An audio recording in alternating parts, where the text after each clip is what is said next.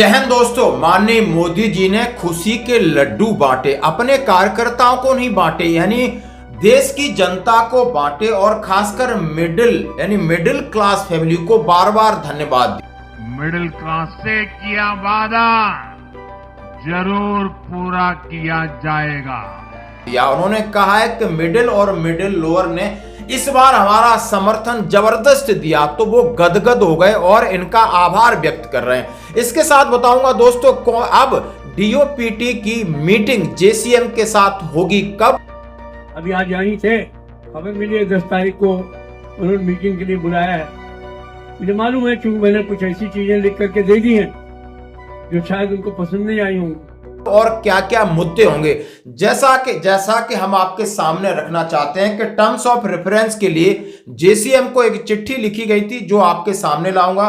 और उस चिट्ठी के बाद के 8वें वेतन आयोग के आप अपने पॉइंट्स दीजिए, तो वो पॉइंट्स उन्होंने सरकार के पास पहुंचा दिए और उसकी मीटिंग कल होगी। उससे पहले उन्होंने अपनी मीटिंग की है शिव गोपाल मिश्रा जी ने कि क्या क्या मीटिंग में पॉइंट होंगे, और टर्म्स ऑफ रेफरेंस के पॉइंट उन्होंने सरकार के पास पहले ही भेज दिए थे। तो दोनों लेटर, यानी सरकार की तरफ से उनके पास लेटर आया, फिर उन्होंने उस लेटर का ड्राफ्ट बना के भेजा। अब उन्होंने अपनी मीटिंग की। अब कल यानी 10 तारीख को आप डीओपीटी के साथ मीटिंग है। अब मीटिंग है तो कौन कौन से पॉइंट आएंगे, उससे पहले माननीय प्रधानमंत्री जी का वो भाषण सुन लीजिए, जहां पर बड़े खुले मन से कह रहे हैं कि इस बार, जैसा कि सब लोग कह रहे हैं कि इस बार कर्मचारी हो, मिडिल क्लास हो, चाहे टैक्स की छूट और 8वां वेतन आयोग जबरदस्त हिट किया है उन्होंने और इसका फायदा मिला है। तो इस बार मोदी जी को लगा है कि नहीं, इनका साथ, यानी अभी 10 साल उन्होंने अपना सरकार चलाई और आगे उनका जो लंबा प्लान है वो आप समझ सकते हो कि ये प्लान, यानी 8वां वेतन आयोग कितना कारगर हुआ। टैक्स की छूट 10 लाख की थी, 12 लाख करके दिया, 13.25 लाख हो रही है। और कई प्रकार की सब्सिडी वो लोअर मिडिल क्लास को देने वाले, मिडिल क्लास को देने वाले, लोन सस्ता कर दिया। यानी ये 3 चीजें उन्होंने सीधी घोषणा आप देख सकते हो ये हो चुकी है, उसका इंप्लीमेंट भी होने वाला है। साथियों, सुशासन का लाभ गरीब को भी होता है और मिडिल क्लास को भी होता है। इस बार दिल्ली में गरीब, झुग्गी में रहने वाले मेरे भाई बहन, हमारे मिडिल क्लास ने भाजपा को जबरदस्त समर्थन दिया है। चाहे कोई भी प्रोफेशन हो, हर वर्ग के बहुत सारे प्रोफेशनल्स हमारी पार्टी में काम कर रहे हैं। और इसका सबसे बड़ा कारण यह है कि हमारी पार्टी ने हमेशा मिडिल क्लास को अपनी प्राथमिकता पर रखा है। यही दिल्ली में हमने सबसे पहले मेट्रो का काम शुरू किया। हमने अन्य शहरों में एयरपोर्ट, मेट्रो और अर्बन डेवलपमेंट के प्रोजेक्ट पर काम किया। हमारी योजनाओं में बहुत ज्यादा फायदा मिडिल क्लास को मिलता है। स्टार्टअप इंडिया जैसे अभियानों के कारण छोटे शहरों के लोग अपने सपनों को पूरा कर रहे हैं। आयुष्मान भारत और जन औषधि केंद्रों के कारण देश के करोड़ों लोगों को अच्छी स्वास्थ्य सुविधाएं मिल रही है। साथियों, देश की नारी शक्ति का आशीर्वाद हमारा सबसे बड़ा रक्षा कवच है।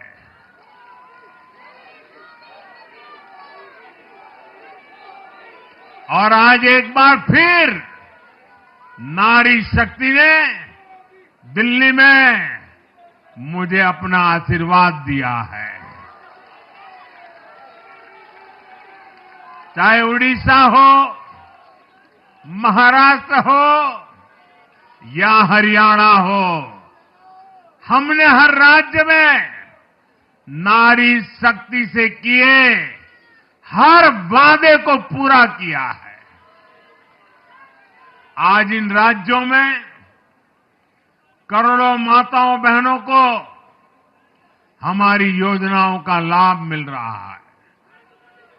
मैं दिल्ली की मातृशक्ति से भी कहता हूं, चुनाव में उनसे किया वादा जरूर पूरा किया जाएगा। ये मोदी की गारंटी और मोदी की गारंटी यानी गारंटी पूरा होने की गारंटी। तो आइए उनका भाषण सुना। भाषण के बाद हम बात करेंगे डीओपीटी की। 8वें वेतन आयोग, इस तारीख को डीओपीटी और एनसीजेसीएम स्टाफ पक्ष की अहम बैठक निर्धारित, यानी ये जी न्यूज ने कहा है। और उन्होंने भी, शिवपाल मिश्रा जी ने भी, शायद आपको मैं एक वीडियो दिखा रहा हूं, उसमें कह रहे हैं कि जल्द ही मीटिंग होने वाली है। जल्द का मतलब कल मीटिंग होने वाली है। अब कल मीटिंग में क्या क्या हो सकता है, यानी अपनी तरफ से क्या क्या चीजें रख सकते हैं। तो प्रधानमंत्री नरेंद्र मोदी की अध्यक्षता में केंद्रीय मंत्रिमंडल ने 16 जनवरी 2025 को लगभग 50 लाख केंद्रीय सरकारी कर्मचारियों के वेतन और 65 लाख पेंशन भोगियों के पेंशन और भत्तों में संशोधन करने के लिए 8वें वेतन आयोग को मंजूरी दे दी। कार्मिक एवं प्रशिक्षण विभाग राष्ट्रीय परिषद जेसीएम के कर्मचारी पक्ष को स्थायी समिति की एक महत्वपूर्ण बैठक 10 फरवरी 2025 को होने वाली है, यानी कल वो बैठक होने वाली है। तो डीओपीटी और एनसीजेसीएम स्टाफ की साइड मीटिंग के मुख्य चर्चा के कौन कौन से बिंदु रहेंगे। रिपोर्ट में कहा गया है कि परवीन जरगर, उप सचिव जेसीए, राष्ट्रीय परिषद जेसीएम के कर्मचारी पक्ष के स्थायी समिति के 8वें वेतन आयोग से संबंधित प्रमुख मुद्दों पर चर्चा करने के लिए 10 फरवरी 2025 को नॉर्थ ब्लॉक में बैठक होगी। इस आमंत्रण के बाद श्री शिवगोपाल मिश्रा, राष्ट्रीय परिषद के सचिव जेसीएम, कथित तौर पर उसी दिन डीओपीटी से पहले एक अपनी बैठक उन्होंने बुलाई है, ताकि बैठक में, महत्वपूर्ण बैठक में किन किन बिंदुओं पर चर्चा की जाए।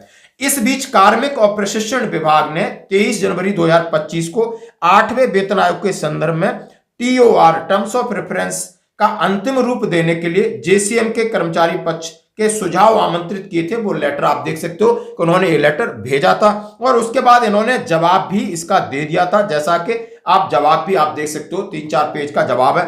और उन्होंने कहा कि 8वें वेतन आयोग में जो टर्म्स ऑफ रेफरेंस को अंतिम रूप अंतिम यानी फाइनल स्टेज पर है, इसलिए अनुरोध है कि इस संबंध में कर्मचारी पक्ष के सुझाव कृपया जल्द से जल्द हस्ताक्षरकर्ता को भेजें।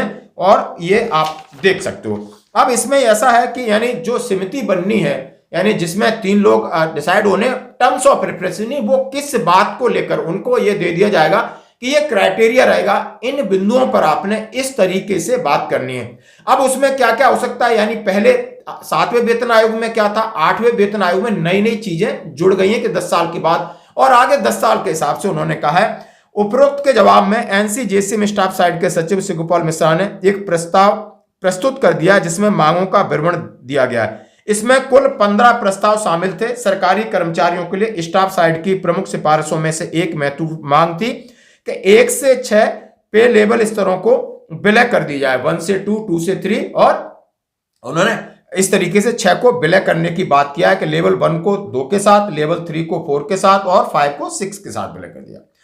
3 फरवरी 2025 को लिखे पत्र के संदर्भ में शर्तें कर्मचारी प्रस्ताव को जेसीएम सचिव को भेजा।